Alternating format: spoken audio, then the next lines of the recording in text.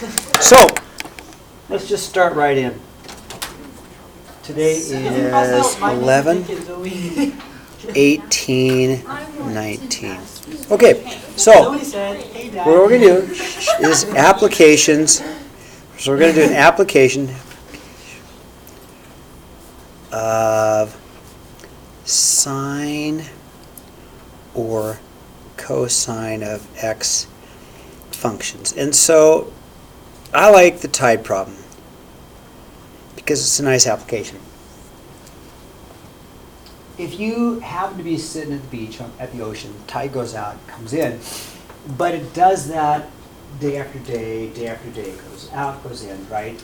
But over time, so if you think about it, if you're sitting on a dock, comes up, goes down, which just seems like it's up, down, but now think about the x-axis being time. Okay, let me walk it for you, okay? Watch my hand, okay? Tide goes down, and then it goes back up, and it goes back down. Can you see it? It really can be a sine or a cosine wave. You want me to do it again? Yes. So like you got high tide, right? And it's time. This is time. So, you know, we're going to go from midnight to like midnight, okay? So as time goes, tide goes down, comes back up, comes back down, right? So you can see it's going to be a sine graph. Real quick story, Lynn, and I don't know if you remember this or not, but when they were at Grandma JoJo's and you were little, and it was New Year's Eve, and Lynn and I were like the next day, New Year's Day. I don't know if you remember this, but we took a walk down to that Freeland Park, and there was a beautiful, expensive sailboat that was submerged and under the water, right? And they tied their boat to the dock, probably went out and partied that night, and didn't come back. And, you know, a bunch of dum-dums because they didn't understand about tide. So the tide went out, the keel of the sailboat slipped underneath the dock, tide went out, the dock trapped the keel of the sailboat under the dock. When the tide came back in, the boat was trapped, and all the water came in the boat and ruined like a, who knows, maybe a $200,000, $300,000, $500,000 boat just because they weren't smart enough to know about tides. Yeah. Keel is like the bottom part of a sailboat, and the keel is important because when the wind hits a sailboat, the wind, it keeps it straight. Does that make sense? So that when you sail, and I don't know if you guys have ever sailed, but if you sail, the wind hits you at the side, but you go forward because of the keel. Okay? It's kind of a cool thing. Anyway, moving on to this. So, all right. So example one, it was a warm summer day, and Mr. Davies and Landon were sitting on the San Francisco Pier, okay? Okay, you want to change to Zoe? All right, Zoe. Now let's change it to Zoe. Mr. Davies and Zoe. All right, as the boy and girl were sitting on warm summer day and the great day, the tide went out and came back, and Zoe said, "Hey, Mr. Davies, what's up with the tide?" So let's give her the full story, okay? Facts. High tide was at 3:30 a.m. at a height of 5 meters above sea level, and low tide was at 9:45 with a height of -1 meters. So negative tide just simply means that you're -1 meters below sea level. I don't know if you guys have ever seen super low tide. Doesn't mean you're going to be standing under the water. It just means that the tide is 1 meter below what a normal sea level. If there's no moon and the water just stayed in one place, no tides, that's sea level. Does that make sense? But the moon will pull the water to one part of the world, and then the other part of the world has less water. It's pretty simple, right? So let's graph the tide over a 24-hour period. Horizontal axis is time, and the vertical axis is the tide and time. So I'm going to get out a piece of graph paper, where did I put all the graph paper? I just passed it out to you guys.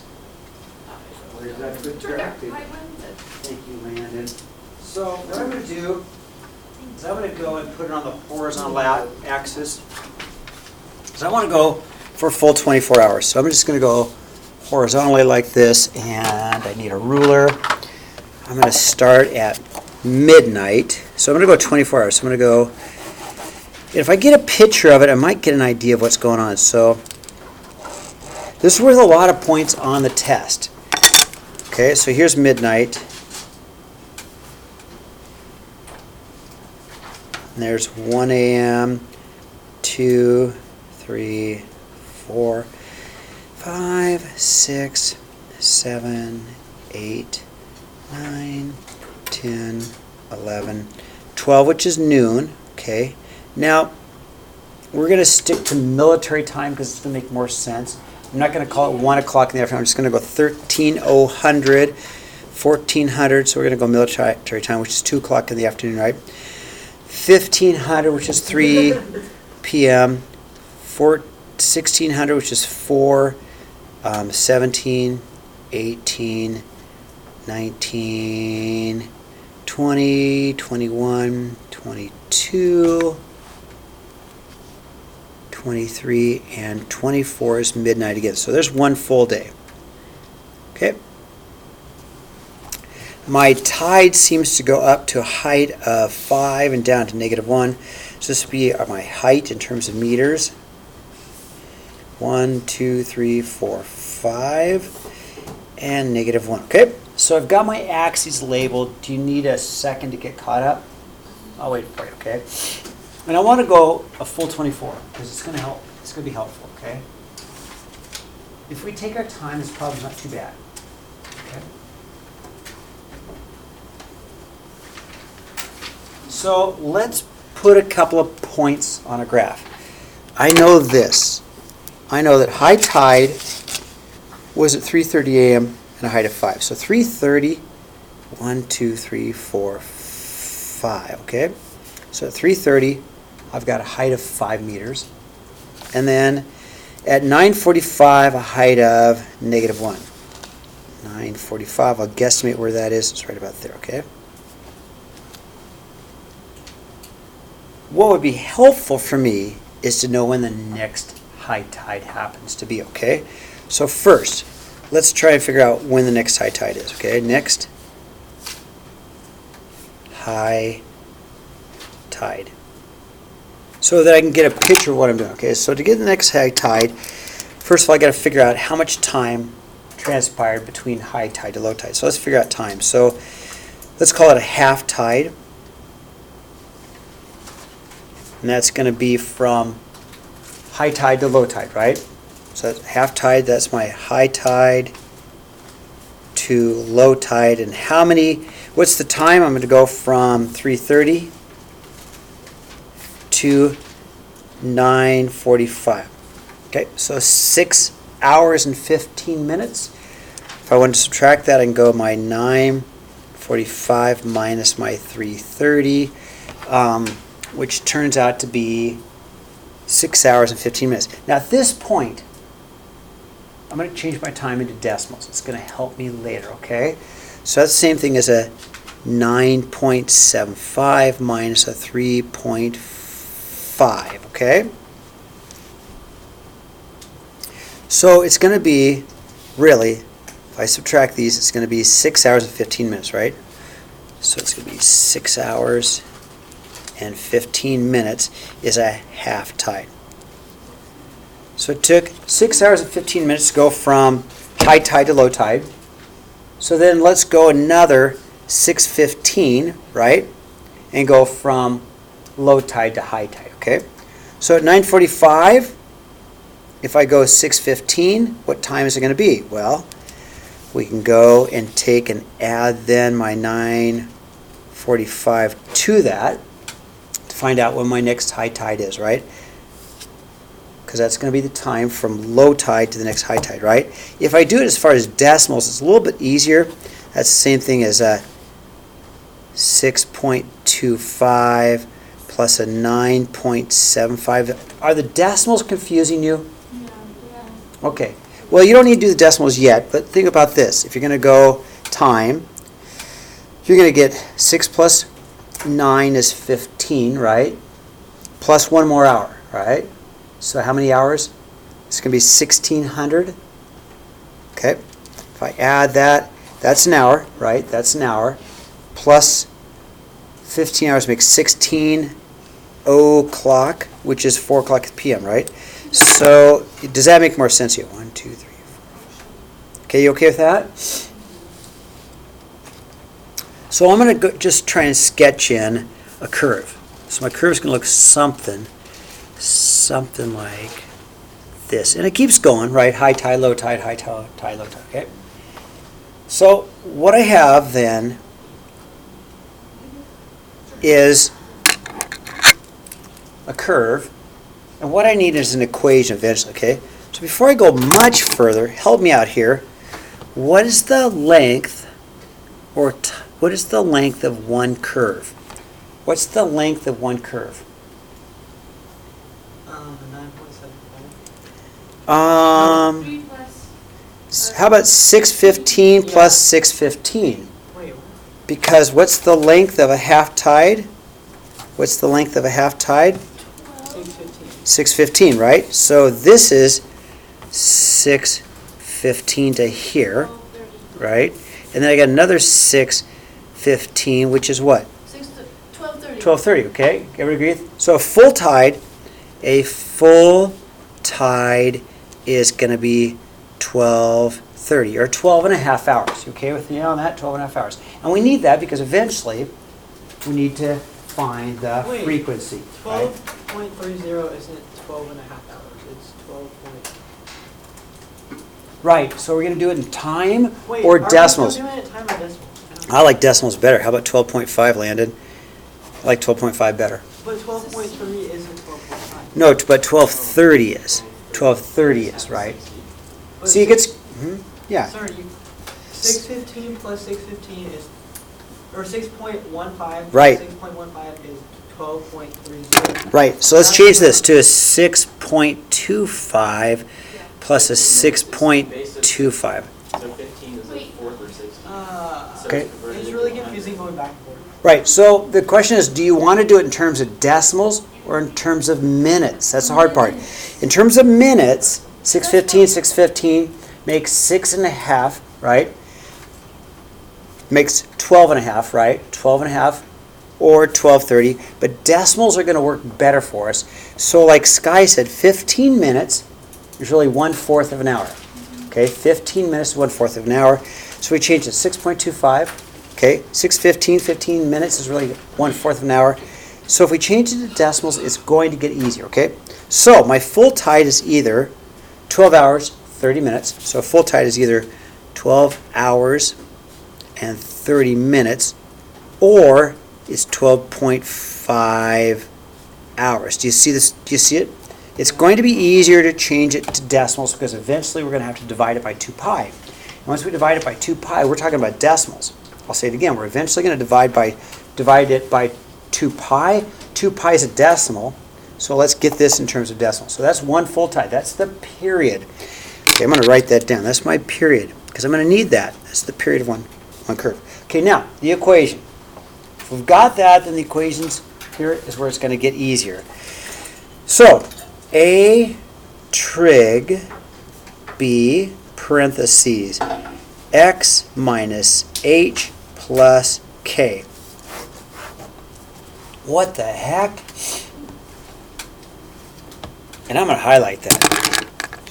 I'm going to highlight that. A trig B times x minus h plus k.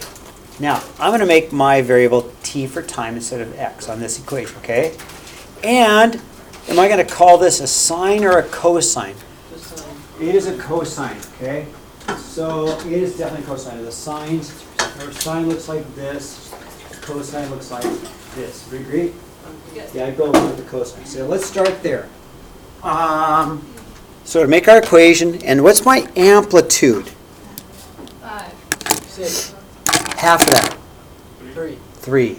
So the amplitude, little side note, your amplitude is always your max minus your min divided by 2, right? So our amplitude is our max minus min. So our max is 5 minus a minus 1 divided by 2 plus the midline. See the midline's right here? Up 3, down 3, right? So my amplitude is going to be our max, which is 5, minus my min, which is a negative 1, divided by 2. 6 over 2, which is 3. Okay, so let's start this. So here's the beginning of my equation. We're going to have h for height. H of t, height over time, is 3 cosine. Let's just start right there. Boom, 3 cosine, all right? amplitude's 3, goes up 3, down 3, right? Midline is right about here, up 3, down 3, right? We all agree it's a cosine curve, not a sine curve, right? Now, B. B is always going to be 2 pi divided by the curve width, or the period. Well, what's my curve width? 12 and a half. Yes. How wide is your curve? It is 12 and a half hours, right? 12 hours and 30 minutes, but we're not going to do minutes because we've got decimals in there, right? So 12.5. Okay, so we're going to go h of t equals 3 cosine of 2 pi over 12.5, parentheses t for time. Now, the whole graph got scooched. What's B again? B is called the frequency. I know, but what was the number? So it's always 2 pi divided by the curve Yeah, what width. was the number? Below it. That's 12.5, right? It's Which just is 12.5 because of It's 12.5, Lana, because what's the width of the curve? In terms of time, what's the width of the curve? Okay, I got it. You got it? Okay. You with me? How am I doing? Am I doing okay? Okay, now, cosine likes to start at the y-axis. This cosine got scooched over. How much did it get scooched over? 330 or 3.5. With me? 330 or 3.5. So it got scooched over. So that means my h, this h here, is 3.5. So let's keep going. T minus 3.5 plus k. Now where's the midline? Where's the midline? K is the midline. But if you can't figure it out, it's always going to be your amplitude plus your minimum. If you can't figure out what k is, it's always your amplitude plus your minimum. My amplitude is 3, my minimum is -1, so it's 2. And maybe you can see the midline in there, because the midline's sitting right about here. See the middle of the curve? Right, there's your midline. Okay. Yeah, where did the 3.5 come from? Say again? Where did the 3.5. Right, great. That Okay, was so here's a Oh, yeah. cosine. It always starts up on the y-axis. This one got scooched over how much? 3.5. So this curve got moved over. So then if it didn't, it'd be 0? Yes. Okay. Yes, yes, yes. So if the high tide was at midnight, high tide was at midnight, it wouldn't have been scooched, right? Okay, now there's our equation. All right, can you do this on Wednesday? There's my equation. We can. Why did we change this? So now, there's more to this, okay?